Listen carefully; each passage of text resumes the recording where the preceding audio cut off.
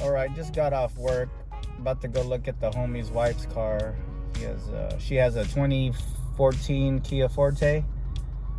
Looks like she might need brakes, but they weren't sure which, front or rear. So headed over there to check it out right now. Now this is beautiful San Diego weather right now. I just checked the weather through the phone, and it's saying 72 degrees. So this is real San Diego weather right here. None of this mid 80s, high 90s type stuff that we had the other day. Okay, just got here. Looks like it's my street. Yeah, you just gotta get that sweet spot. You know, the perfect angle. Then you'll be able to see the pads. So if the outside pads is plenty thick, then the inside pad should be okay. But if it's thin, then you know the inside's really thinner because there's more pressure on the inner pad.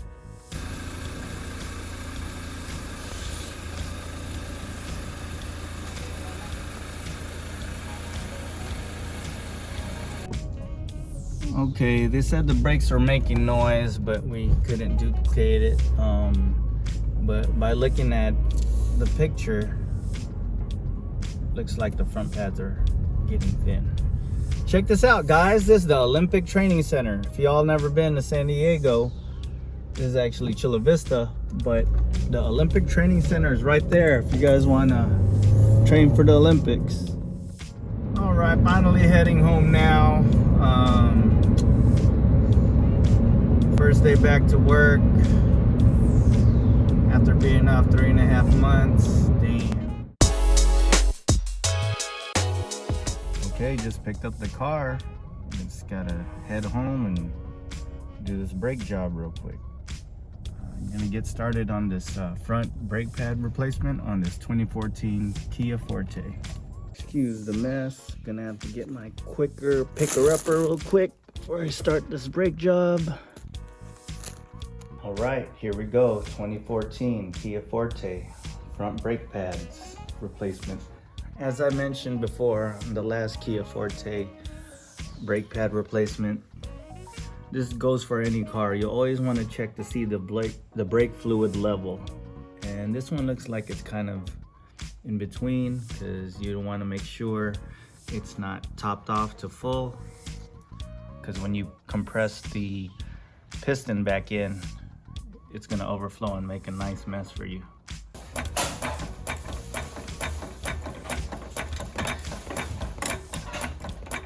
Ten hours later.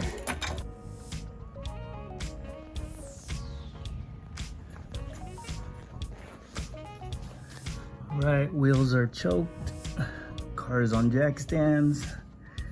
Still being supported by this jack on the subframe. This jack is done. No wonder I was struggling. It no longer wants to rise to the occasion. All right, you'll know what to do. Take the wheels off, of course.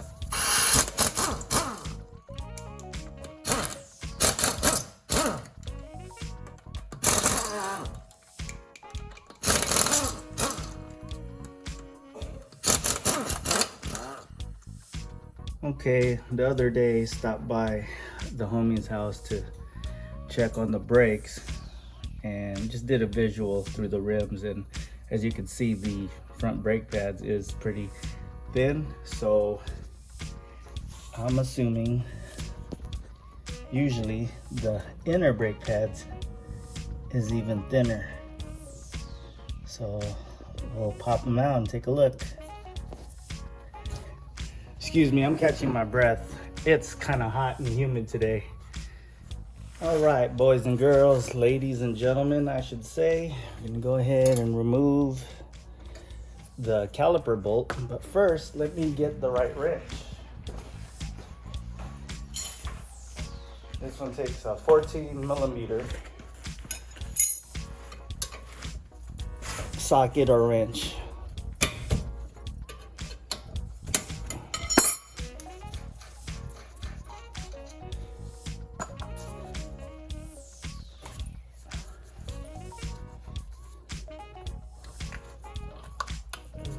sticky.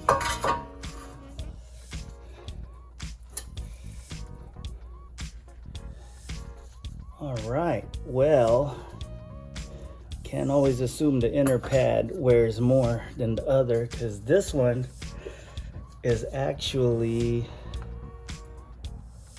thicker than the outer, but the outer is pretty thin. It doesn't have a wear sensor. So if the outer starts wearing more, eventually it'll go metal to metal, and you don't want that. Okay, just like the passenger side, you loosen this lower caliper bolt. Swing the caliper up. Pull the caliper pins out. Actually, it's with the caliper, but you get the gist. So yeah, by looking at this, this might be a semi-metallic ceramic type pads. She was getting some brake noise, so we're assuming she was on the sensors, but that's not the case. But however, her brake pad is thin on the outer, and you don't want that to go metal to metal. Otherwise, automatically you're gonna need rotors. Okay, I'm gonna do a little stare and compare action for the brake pads. GM, what am I talking about? Genuine Kia parts versus aftermarket pads that, I don't know what brand that is. So the Kias come with these pad holders already, these retainers, which is cool, and it already comes with the shims. That's awesome. Compare the thickness of the old pads to the new. Alrighty, stare and compare time. So you got your brand new genuine Kia brake pads and your aftermarket ones. I don't know what brand they are, but like I mentioned earlier, so after inspecting the brakes, she's not on the wear sensor yet, but the outer pad is actually thinner than the inner. Usually it's the inner. Usually driving habits has an effect on that, or sometimes if a caliper pin is sticking. There's many variables what would cause that. So here we go, we're gonna slap on the new ones. Okay, what I wanna do now is, before I put the pads on, I'm gonna compress this piston back in to have room for the new brake pads. And normally I like using the old pads to set them in, or what I like doing sometimes too is using this adjustable lockjaw plier, aka channel lock. Channel lock is a brand, by the way. It's not the name of the wrench, if anyone wants to get technical. So anyhow, I'm gonna push in the piston and we'll continue. So with that said, somebody's probably gonna be seeing this video. I would just use the channel lock because it's faster. It is, but I have this tool anyway, so I might as well use it, right? And plus, sometimes, depending on the situation, these channel locks, aka, see, I just called it the wrong thing, adjustable lockjaw pliers, it doesn't put even pressure on the piston, so sometimes it's hard to do it that way. And this would be the next method to use, for me anyway. You can even use C-clamp. So don't think this is the only way to do it. Now, gotta check, make sure we're not gonna overflow here. So when I do the other side, need to check the fluid level as well. Brake fluid looks clean, so I wouldn't recommend a brake flush at this time. A lot of people think when you do brakes, you automatically flush the brakes. Well, that's not true. You can, but it's not always necessary. there's a service interval for that. You can find that in your owner's manual. This is what I like about Kia. And their front brake pad set and rear brake pad set, they actually provide new brake pad retainers. So that's pretty awesome right there. I mean, these, you could actually still use these, but they come with new ones, so why not? Just change it, right? Yeah, Hondas do it on some cars as well, but I haven't noticed if Nissan and Toyota had it, because they're the ones who usually don't have a lot of stuff in there. There's just the brake pads. Everything else you got to get separately. So for this, you just kind of tilt it a little bit, just like so, and you snap it into place. And you got to make sure it really snaps into place, because if not, you could get a brake noise where this retainer is actually going to be rubbing. You can see it's going to be rubbing on the outer edge of the rotor, and you don't want that. Then you'll really get some brake noise. So to avoid that, make sure this thing's flush all the way, and then you should be good. So this retainer isn't in all the way, so I'm gonna just show you guys an example. What would happen if you don't have this properly seated. You hear that? That's the retainer holding the, rubbing onto the front rotors. So pretty much probably have to get like a screwdriver or whatever. Just be careful to finagle it in and make sure it locks in place. Finagle, is that even a word? All right, cool. So if you look in between the caliper and the rotor, you can see it's actually touching. That's what you want to avoid when installing this new pad retainer. So for this, what I like to do is just stick your screwdriver, flathead screwdriver, and kind of just pry into it a little bit between the outer edge of the rotor. See that? See, now it's locked in place. Look at that. No more noise. So yeah, you just really got to make sure it's seated in correctly. This area right here needs to be pushed in. There's like a little tab there. So if that tab isn't pushed in and flush with this caliper, it's gonna rub into this outer edge of the rotor, and you're gonna get some horrible brake noise with brand new pads, and you don't want that. All right, so now we'll do the bottom. So the tabs that I'm telling you guys about is, if you look here, see there's a tab right there. It actually, it's like, it hits up on this wall. There's a little wall, so it hugs up on there, and that's what holds this in place, secures it in place. So that's what you got to do to make sure it goes into place, is take a flathead screwdriver between the rotor and the retainer, and just doing that. Now it won't rub with the outer edge of the rotor. Okay, here, this is what I like to do, is wipe the caliper bolts, caliper pins, and then just put in new caliper grease. And make sure you use caliper grease that's non-petroleum based, because what it likes to do, petroleum, it likes to swell up these rubber seals. You don't want that.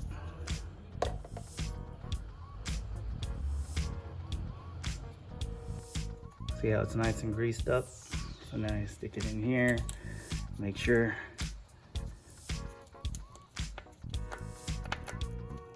it moves freely. Now if it doesn't move freely, you either have some debris in there, or this rubber dust cover might be swollen. So hopefully you guys don't run into that. If you do, the only thing best to do is replace that rubber dust boot for the caliper pin. Check the top pin, make sure it moves smoothly and freely. And it does, so we're good there. Now I could put the brake pads in. All right, the one thing that Kia did not provide was the stop squeak. Basically, it's like a lubricant that kind of hardens up. The purpose of it is to absorb any vibration from the pads that could occur. So I'm just gonna go ahead and put some on because we just don't want to get any kind of brake noise. Okay, as far as the stop squeak stuff, you could buy this anywhere at AutoZone, O'Reilly, any parts store. But if possible, try to get the ones that's like this type color, grayish to black. It just looks hideous to me when they start getting creative with the colors. Like I've seen yellow, some orange, but try to keep it so that way, you know, it kind of matches with the brakes, the brake pads. One thing I would like to mention, when you guys are putting these pistons back in, you see this dust boot right here? Sometimes air likes to get in between there, and when that happens, it kind of bulges out. What you want to do is get a small pocket screwdriver, or maybe even something like this, and kind of just pry slowly. But be careful when you're prying, you don't want to scratch this piston. Just enough to get the air out. So that way when you put the caliper back on, it doesn't get pinched between the brake pads and the caliper. So if you are pinching it, it could eventually tear, and then now you're gonna get all this dust going inside the piston, and you don't want that. All right, here we go. Ready to slap these pads on. Just gonna go show you guys one side, and pretty much you apply it to the other side. So here we go. Okay, here we go. Putting the brake pads on the driver's side. So let's start with the outer. So what you do is you angle it about 45 degrees, push in, just like that. You shouldn't have any trouble putting it in. And if you do, that means these retainers aren't properly placed in. So, as I mentioned before, there is a right and wrong way to put this in. But let's say if I put these pads on the outside, now the sensor is on the outside of the rotor.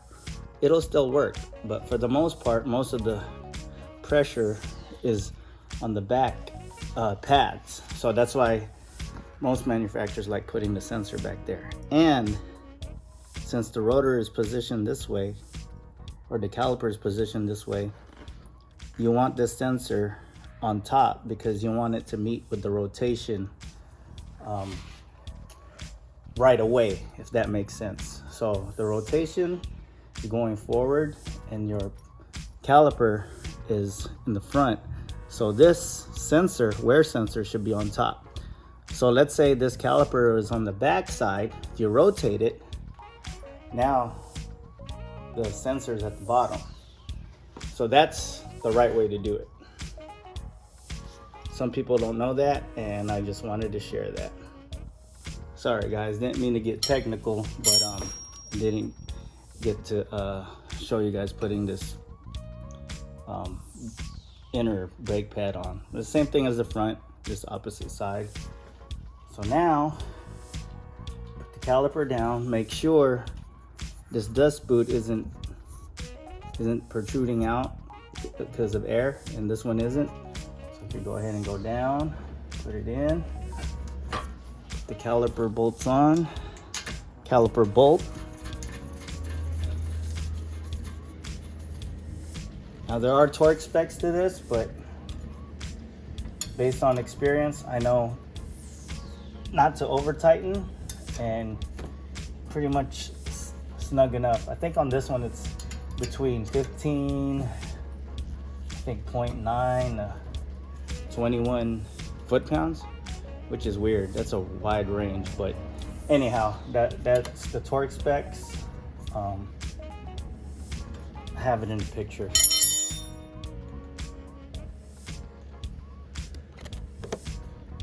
Good to go. We looking good. I just got to do the other side. Okay, I just slapped on the pads to the passenger side caliper. One thing I wanted to mention is these dust boots. Also, when you put the caliper pins back in, sometimes air will get stuck in there. If that happens, all you have to do is squeeze down and air will get forced out. So yeah, good to go. Just got to slap the wheels on.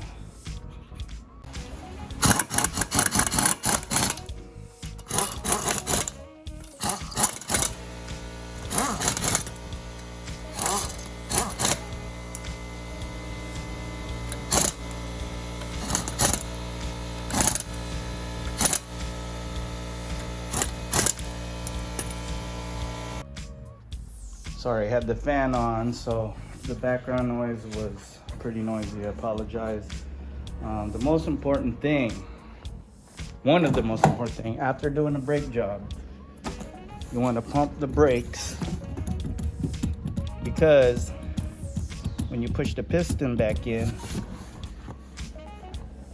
and you put the new pads in, there's a little bit of a gap. So you need that piston to meet with the brake pedal or with the brake pad again.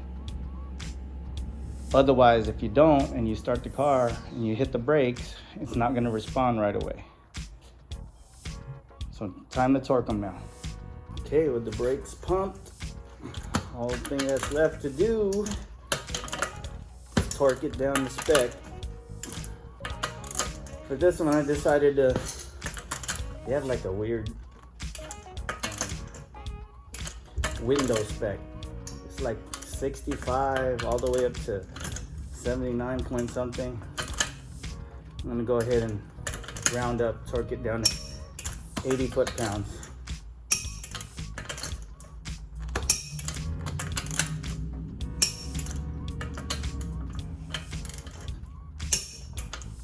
One more go over for good luck.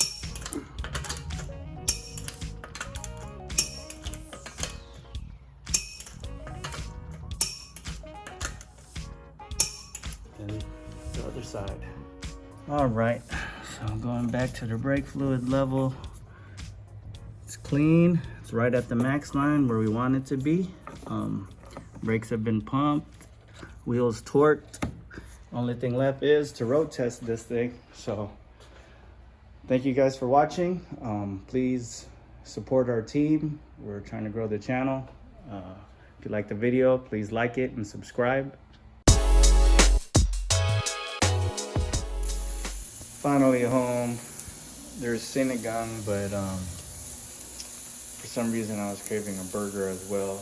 Hey, I'll eat both. Got the Hawaiian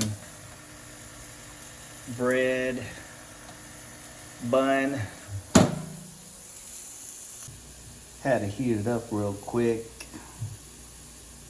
Everybody else already ate, so it's just me and the Cinegang and Cinegun and some burger coming up. Go ahead and throw some pepper jack cheese on there real quick. Yeah. Yup.